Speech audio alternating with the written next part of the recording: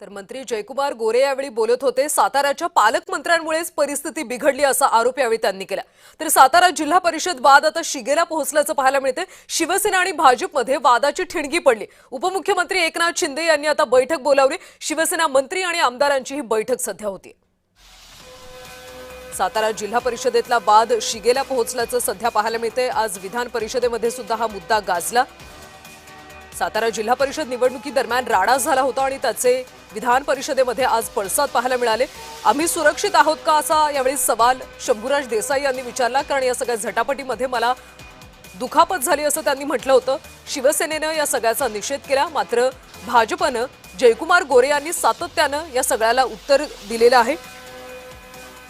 साताऱ्याच्या पालकमंत्र्यांमुळेच हा वाद इतका विकोपाला गेला असं त्यांनी म्हटलंय।